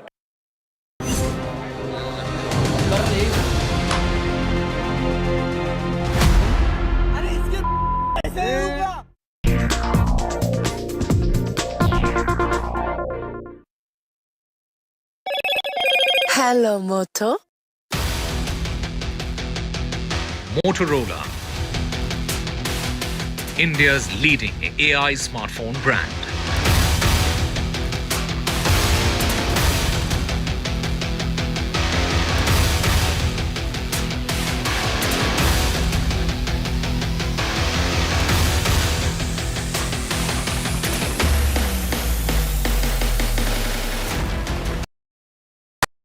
जनता के पास सवाल ही सवाल है, जवाब ढूंढने को वो देखती है न्यूज़ और देखती है यहाँ तो सवालों का मायाजाल है।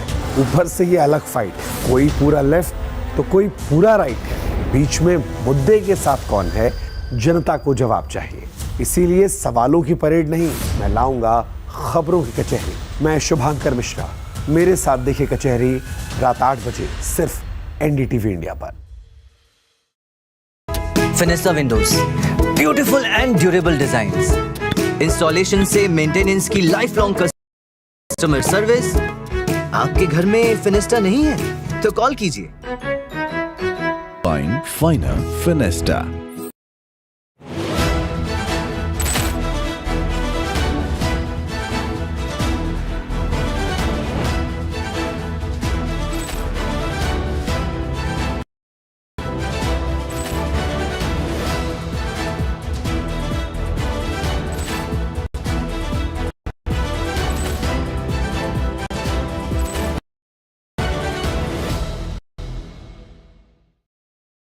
फिनिस्टा windows, beautiful and durable designs, installation से मेंटेनेंस की life long customer service.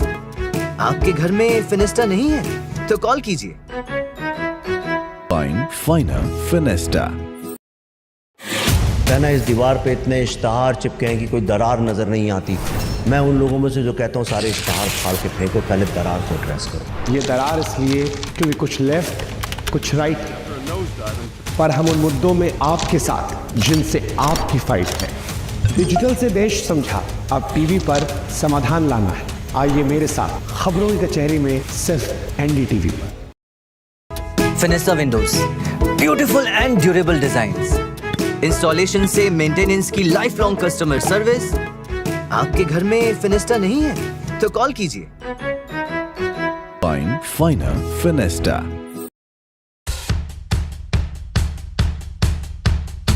The markets move fast. And so should your portfolio.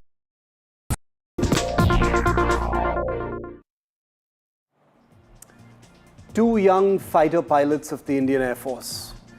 Squadron leader Lokendra Singh Siddu, 31 years old, and Flight Lieutenant Rishi Raj Singh, just 23 years old. Two lives at different stages of their journey, but both on the exact same path, the razor-sharp road of a fighter pilot in the Indian Air Force. A path that demands everything and often takes everything. Lokendra had become a father exactly a month ago. A baby who will now grow up knowing his father not through his voice or his embrace, but through the stories his squadron and his country will tell. Rishi, so young, 23 years old, still training under his senior, still the brutal art of combat, still discovering the sky. They were hunters, air warriors, ready to fight even if Operation Sindoor had escalated, ready to launch into war if the order came. And yet this week they were taken not by the enemy but by a crash, an accident. In this moment of unspeakable grief for two families, their squadron, and for the Air Force, which than a service, it is a family after all of air warriors. It's easy to reach for the usual phrases, flying coffin, widowmaker. We've heard them all before, but here is the truth. Our boys, our men are still flying, not because they don't know the risks, but because they do, and they still choose to fly. The Indian Air Force is one of the most professional air arms in the world, if not the most professional. It would never, and I repeat this, the Indian Air Force would never knowingly put its pilots into cockpits that are not airworthy. But it is also true that the Indian Air Force is stretched. It is flying fighters that first took to the skies in the 1960s. Yes, they've been modernized. Yes, they've been upgraded. But time does not lie, and you cannot change time. Every fatal crash is not just a tragedy, it's also a mirror, a moment to ask ourselves the hard questions about modernization, about delays, about the systems we send our warriors up in. This aircraft crash in which Lokendra and Rishi perished was the third Jaguar crash this year. We owe Lokendra and Rishi their moment of honor, but we also owe them answers. And tonight, we ask those questions for Lokendra and for Rishi.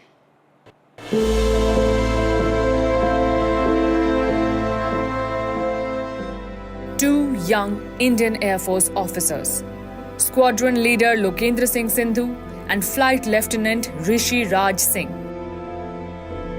lost their lives in a tragic Jaguar trainer jet crash during a routine training mission in Rajasthan's Churu district on Tuesday.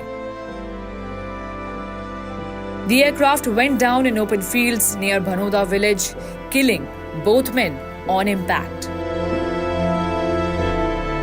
Squadron Leader Lokendra Singh Siddu, 31, was a native of Rohtak in Haryana. He had recently become a father. Reports said his wife gave birth to a baby boy on June 10 and was still at her maternal home when the news of his death reached the family. A decorated officer, he had over a decade of service in the Indian Air Force and was known among colleagues for his precision flying and calm leadership in the cockpit. He was also a qualified flying instructor responsible for shaping younger fighter pilots in frontline squadrons.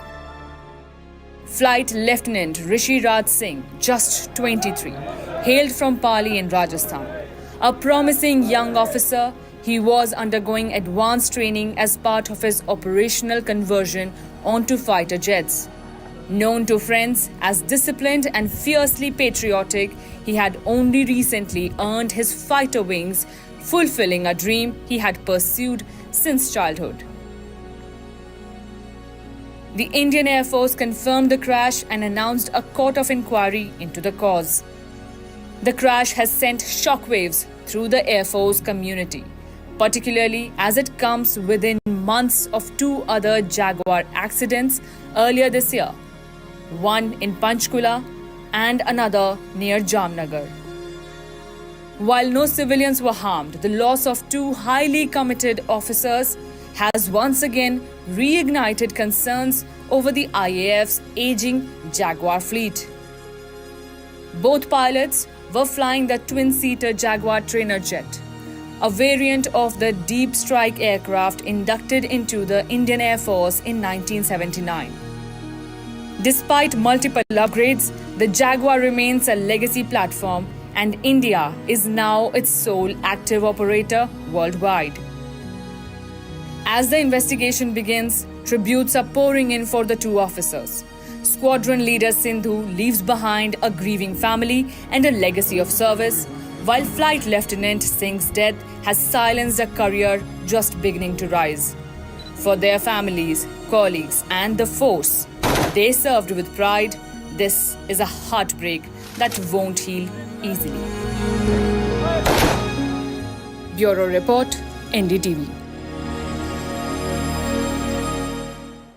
And I repeat, Squadron Leader Lokendra was just 31 years old and Flight Lieutenant Rishi was just 23 years old. It doesn't get younger than that when it comes to fighter pilots. But what does it take to actually get there? What did it take for Lokendra and Rishi to get into the cockpit and fly fighters for the country? Let me show you, because many people actually don't know what it takes. There are very stringent entry requirements. There's a STEM degree. Physics, maths are, of course, mandatory to be able to become a fighter pilot. Entry requirements including the National Defense Academy. And then you go to the Air Force Academy, of course. Age typically 16 and a half or more to 24 years. And remember, 23 is what Rishi was. Stringent written and SSB exams that you need to cross. And there is no let up in the difficulty of those exams. 6x6 vision, uncorrected and often tested over and over again. Perfect cardiovascular and neurological health. There is aeromedical testing that subjects all candidates for fighter training into all of these aspects. Cockpit spatial awareness testing also takes place at different levels.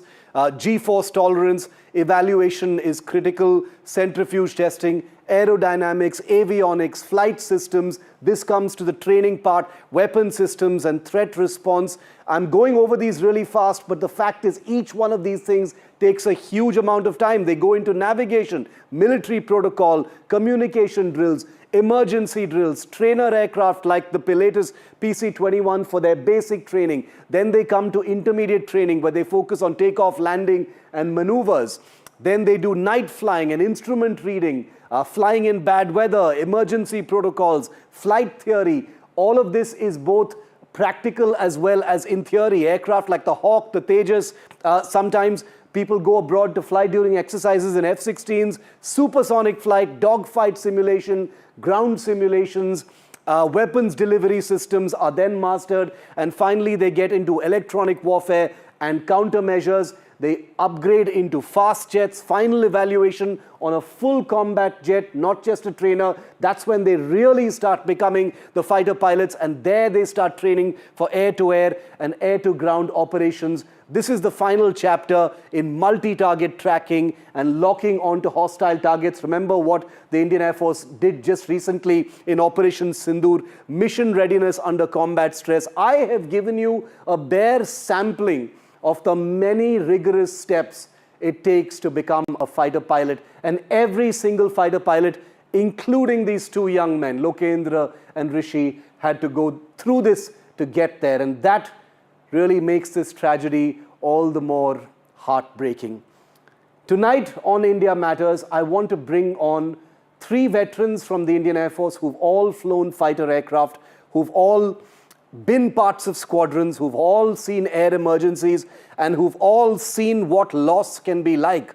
So there is an emotional aspect to what we're doing today, but there is also a technical aspect. There are questions that need to be answered. Group Captain Anant Mathur, welcome, sir. He has commanded a Jaguar squadron. He's a veteran pilot who knows all about the Jaguar. Group Captain Ajay Alawat, also a veteran fighter pilot and knows more than a thing or two about fighter flying and emergencies. Air Marshal Sanjeev Kapoor has headed the safety division of the Indian Air Force and is also, of course, a veteran fighter pilot who has a 360-degree view on every one of these aspects that we're talking about.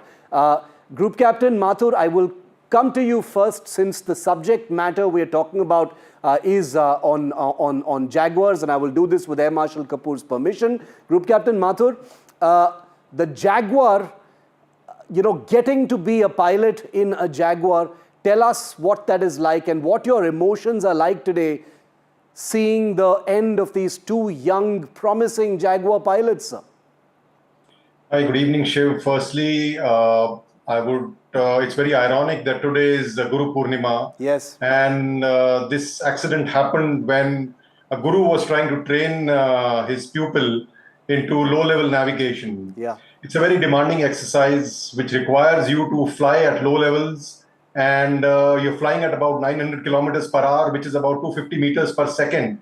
And you're just flying 300 feet, 500 feet below, carrying out complex maneuvers which involve turning the aircraft initially light bank, angle of bank about 45 to 60 degrees, and thereafter increasing the bank angle to 70 to 75 degrees and turning the aircraft flying level or slightly climbing so as to avoid any kind of birds or any man-made obstructions, hills, anything and everything. It is exciting, it is thrilling, at the same time it is highly dangerous. Would they have not been able to eject at that altitude, sir? What do you think may have happened? Because the natural question most people were asking is, even in a low-level flight of this kind, would the reaction time have been too low? What could possibly be the reason for the pilots not being able to eject? Shiva, I would not like to hazard a guess at this stage with the very limited data. I think you have as much data as I have. However, in these aircraft, the Jaguar has a very good flight data recorder and a cockpit voice recorder. I'm sure the Air Force will find that equipment. It will not be difficult for them to come to the reason what happened. because an accident like this could be because of the human error aircrew, human error servicing, a technical defect, or environmental reasons. Very few times these accidents happen unexplained. But this is to be found out by an expert team. The Air Force has already said that they have set up a court of inquiry, and we must trust the Air Force to come out with the right answers. It is important for the Air Force, it is important for the families, and it is also important for the nation. Very important, and I appreciate you giving me that answer. We do not wish to jump to any conclusions. Air Marshal Kapoor, there are also the facts that this is the third crash of a Jaguar this year. There have been 4 crashes this year. We know that each one of these are investigated separately. They're not looked at as the same. But does that tell us anything about the Jaguar, about the aircraft type? We know for a fact, and we've said so clearly here, that the Indian Air Force would never allow its pilots or men to fly in an aircraft that is not unairworthy. Airworthy, I beg your pardon. But what do you read in the fact, or how would you explain to the public that this was the third crash of a Jaguar this year in which 3 pilots have been killed, sir? You can't relate that the 3 accidents have taken place, so there is some problem with Jaguars. It's not so. Yes, of course, the Jaguar is an aircraft which has been in our Air Force for more than 4 decades. But don't forget the US Air Force, the Royal Air Force, and the Israeli Air Force are flying aeroplanes which are nearly 4 to 5 decades. The F-15s which took part in strike over Iran were nearly 5 decades old. So just to say that we are flying old fighter aircrafts in our Air Force and the others are not is incorrect. That is one. Number 2, the extent which Grupi Mathur just covered, it's a low-level flying and it inherently comes with large amount of risk. And the reaction time is too short at that speed and altitude for the aircrew to have taken any action if there was time. The most probable thing is to ease up, convert your speed into height, and then take when the emergency or some action which requires. But in this case, with both the pilots going down, something has happened too sudden. That's my wild guess. The one factor which your viewers should know, India is a very peculiar country where the pilots have to train. Nowhere else in the world does a pilot have to do hill flying at that altitude, in minus temperatures over Leh Ladakh, has to fly over sea, has to fly over desert, has to fly over jungles, has to fly over, typically a French Air Force pilot who has to do desert flying comes to UAE. When a Singaporean has to fly hill flying, they come to India.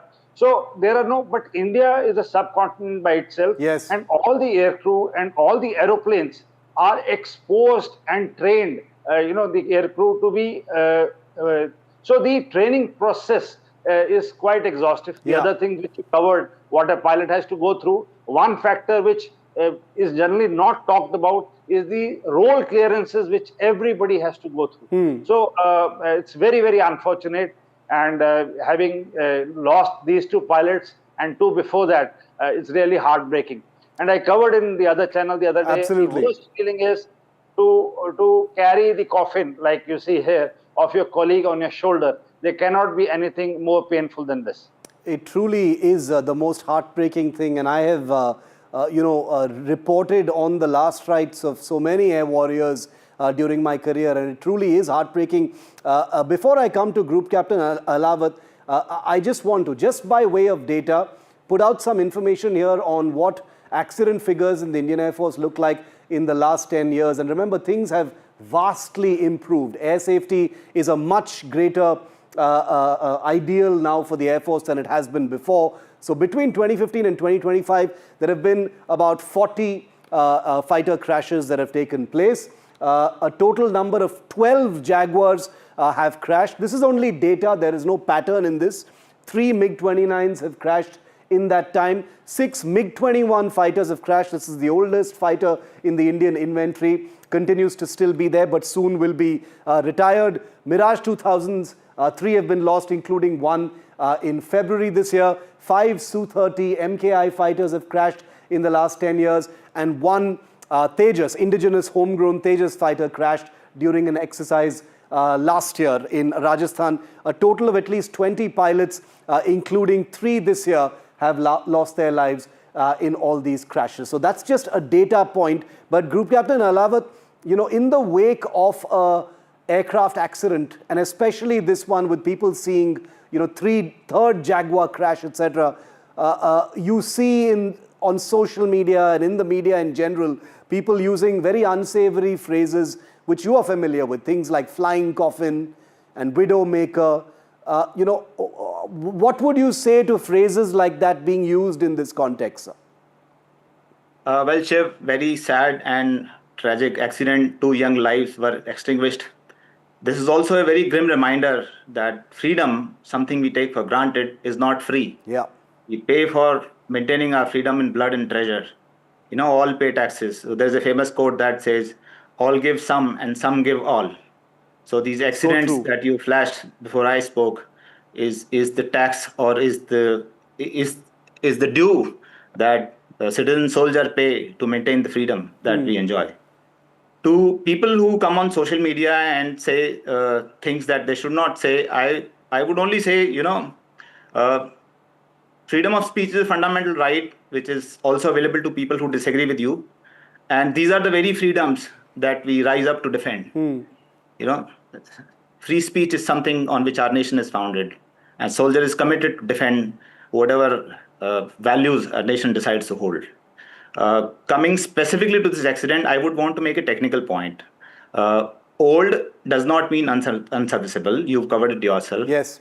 When the Form 700 is offered, it's a booklet where the engineer signs and offers the Form 700 to a pilot in the collective wisdom of the squadron that aircraft is airworthy. We have invested our faith, our training in that Form 700 when we offer it to a pilot. So accidents will happen, especially when you fight, when you train like you fight, flying low level, likely in a GPS denied environment. The trainer was likely pushing the young pupil to the edge. So at 200 feet, it takes 1 second at a rate of descent of 200 feet per second to go and hit the ground. Very challenging training, and we ought to pay a price. And it's a terrible, terrible price that has been paid. And I agree with all of you when you say that only a court of inquiry, a detailed investigation will actually result in clarity on what really happened. But I admire the opening thoughts from you. Before I come back to you for a second round of questions on this discussion, many people instinctively start saying, oh, this is old junk. Why are we playing with, putting our pilots into these old aircraft? And I'm glad all three of you have clarified on that one point, which is that old doesn't mean unserviceable or unflyworthy. These are all aircraft that the Air Force takes very seriously and would never, ever think of putting pilots into an aircraft that they don't think is procedurally safe. But is there a larger issue? Are we saddled with too many older generation aircraft? Should there be newer generation aircraft? Before I put that question to the three officers on my panel tonight, let me just show you what's coming up as far as the Indian Air Force is concerned. We've shown you what already exists, but there are 180 Tejas Mark 1A improved Tejas fighters that will soon start being delivered. They're over a year late, which is why the Indian Air Force Chief is very, very upset. 114 multi-role fighter aircraft, which could either be the Rafale or aircraft competing against the Rafale. A decision has not been taken. Most of them will be built in India. The upgrade of over 270 Sukhoi 30 aircraft to something called the Super Sukhoi standard is something that is on the table but has been delayed for a very long time. There has to be perhaps a decision on a stopgap stealth fighter, which could be the Su-57 or the F-35. It could be neither, we don't know, but Pakistan is getting some very soon. So is that going to be something in India's near future? All questions to ask. But Group Captain Mathur, coming back to you on this, is there an issue with not having enough modern fighters, or is that a completely separate issue? Because that is a question on people's minds when they see a crash happening. The instinctive question is, too many old aircraft, why do we have so many old aircraft, etc.? Shiv, you just showed the photograph of 180 Tejas Mark 1 Alpha. Yeah. And you asked the question, where are they? So the problem that we have is that whenever you're making a new aircraft in our country, there are three broad phases. First is the bureaucratic phase, which involves getting acceptance of necessity, making sure that the financial projections are in place, the calculations are in place. This is phase 1. Phase 2 is when the metal is cut and the aircraft is actually made. And phase 3, when the testing is being done. The phase 1, despite us having a dynamic government in the history of independent India, takes so long that phase 2 and phase 3 are never seen. And this is where we need to attack so that we come up to where China is already making stealth aircraft while we are looking to buy them. Continue, sir. You were making your point. And this is what I want to say, that, you know, in our country, where we need to focus is phase 1, where bureaucratic delays happen. We talk about the AMCA, but the first plate is not cut, the first metal is not cut to start making an AMCA. So we need to work on these issues. We need to cut down on the delays which happen while files are being pushed. We can't remain paper warriors. We have to get these things as early as possible. And that is where we need to work on. And all our team members there who are sitting in Ministry of Defense, who are sitting in HAL and DRDO, they need to work faster so that the aircraft is available for testing. Because remember, problems come in testing. You can predict everything on files, but you can't predict what happens in the air. And that is what we need to do. Very true. Because we don't need to keep playing catch up all our lives if we want to be the developed country by 2047, as per the Prime Minister's vision. Marshal Kapoor, there is an issue. You know, modern fighters are not entering service with the Indian Air Force fast enough. You know, there are bureaucratic delays, decision-making delays, planning delays, which have cascaded and compounded over the decades and landed the Air Force in a situation which is far from optimal, whether it is fleet strength, whether it is the mix of fighters that it currently has. It would like a much better situation than it is right now. Would you agree with that? Yes, I agree, because we presently today have about 30 to 31 squadrons. The sanction strength is 42, and if we count two front war, the number of squadrons required are much higher. We have about 6 squadrons of Jaguars, and we cannot ill afford to delay, and it has been spoken on every forum.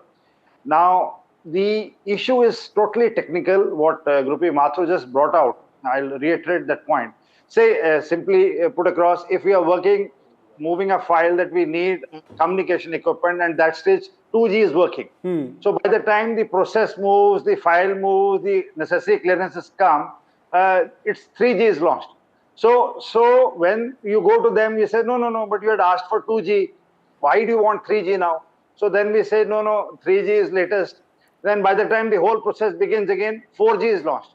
So we are in our systems behind the curve. The way the tech is moving, the way the innovations, we have to have in-house capabilities to adapt and change while the things are on the drawing board as per the latest. This is one.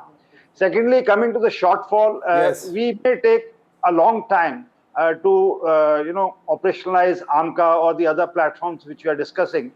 And the suggestion which I have been giving and spoken on this on many forums is that we may have to go off the shelf to bridge this gap. There is absolutely no doubt in anybody's mind that we need to be Atmanirbhar, we need to be, and Op Sindoor just showed that. But how do you bridge this gap till you are fully ready to have your own platforms going?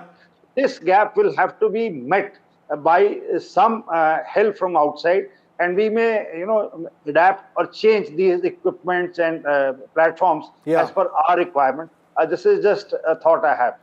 Very interesting. Group Captain Alawat, we've seen the Indian Air Force Chief express his exasperation and frustration with delays in getting even basic items like the Tejas Mark 1A, which is our own jet. Of course, there are some extraneous factors as well, but he is not happy at all with all of these factors, whether it is bureaucratic hurdles, whether it is over-promising and under-delivering. And all of these, of course, affect the product mix which is there in the Air Force, which has a cascading effect at some level, I'm sure, on where the Air Force wants to be.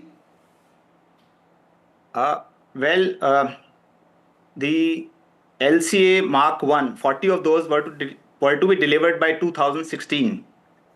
And we are in 2025. Yeah. Serial number 39 and 40 has not yet been accepted by the Air Force. Mark 1A, we see a lot of pictures. I don't see a squadron flying Mark 1A. Anyways, let me connect this old versus new to the accident at hand. There are two things, technical things. One is situational awareness. Another is spare mental capacity. If a pilot is aware of his attitude, altitude, height, speed, direction, where the aircraft is in reference to a map, where the other formation members are, where the threats are, where the friendlies are. So if the situational awareness is good, the pilot or a set of pilots has a little adequate spare mental capacity. So if things change, they can use that spare mental capacity to deal with changes. When the workload in the cockpit increases, then there is situational overload and there is not enough mental capacity available to deal with contingencies. So at low level, if the navigation failed or the GPS failed or some other system failed, and if both of the pilots are doing head-down work, I don't know if that happened in this incident or not. The narrow point I'm making is a modern fighter offers enhanced situational awareness that allows the crew to maintain a higher level of spare mental capacity. Interesting. Like the F-16, F-35, I'm not pitching for American fighters at all. I'm just giving an example because they have something called GCAS. When the system senses that ground collision is imminent, the autopilot takes over and pitches up the aircraft.